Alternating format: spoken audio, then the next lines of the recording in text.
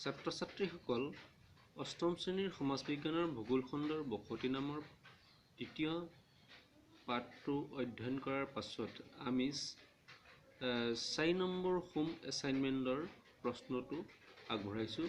প্ৰশ্নটো হৈছে উচ্চভূমি অঞ্চলত বসতি পাতল হোৱাৰ কাৰণ কি বা প্ৰধান কাৰণ কি? উচ্চভূমিৰ বসতি আৰু নিম্নভূমিৰ বসতিৰ পাৰ্থক্যবোৰ লিখা।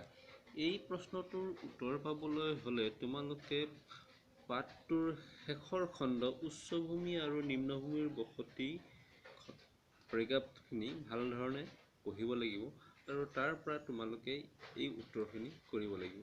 সাধাৰণতে স্থলভাগৰ ঢাল থিয় আৰু ভূপৃষ্ঠ ওখোৰা মোখোৰা হোৱাৰ কাৰণেই উচ্চভূমি অঞ্চলত বসতি পাতল। উচ্চভূমি অঞ্চলৰ আৰু নিম্নভূমি অঞ্চলৰ বসতিৰ পাৰ্থক্যবোৰ লিখিবলৈ যাওঁতে তোমালোকে পাঠটোত সন্নিৱিষ্ট কথাখিনি ভালধৰণে অধ্যয়ন কৰা আৰু তাৰ পৰা এই কথাখিনি লিখিব পাৰা যে উচ্চভূমিত স্থলভাগৰ ঢাল থিয় আৰু ওখোৰা মোখোৰা, আনহাতে নিম্নভূমিত স্থলভাগৰ ঢাল সমতল বা প্ৰায়েই সমান। উচ্চভূমি অঞ্চলত বসতি পাতল আৰু নিম্নভূমি অঞ্চলত বসতি ঘন। উচ্চভূমি অঞ্চলত মানুহে খেতিৰ বাবে ঠাই সলনি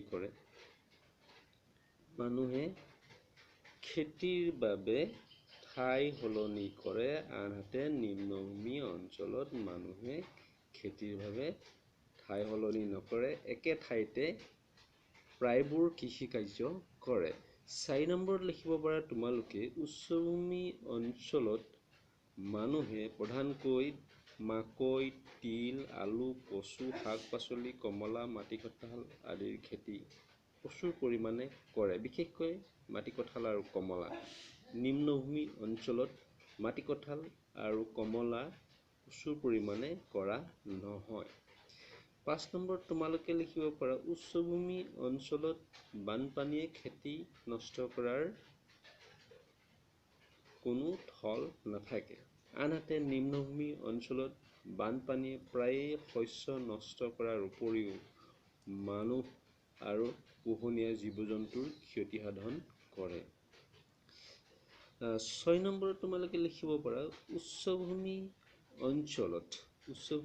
অঞ্চলত সাধাৰণতে মানুহে পাহাৰৰ ঢালত চাংঘৰ নিৰ্মাণ কৰে আৰু ইয়াৰ লোকসকলে ঘৰবোৰ কাঠ, বাঁহ, খেৰ আদিৰে সাজি লয়। তেওঁলোকৰ বেছিভাগেই গাহৰি, কুকুৰা আদি পোহে। আনহাতে নিম্নভূমিৰ বানপীড়িত অঞ্চলৰ কিছু সংখ্যক লোকে পোহনীয়া জন্তু, খাদ্য আৰু অন্যান্য লাগতিয়াল সা-সামগ্ৰী আৰু তেওঁৰ নিজৰ সুৰক্ষাৰ বাবে চাংঘৰ সাজি লয়। নৈৰ প্লাৱনভূমিত বসতি কৰা লোকসকলে ওখ ভেটি নিৰ্মাণ কৰি ঘৰ-বাৰী সাজে। এই ধৰণে তোমালোকে 6-7টা পাৰ্থক্য এই খণ্ডটোৰ পৰা লিখিব পাৰা।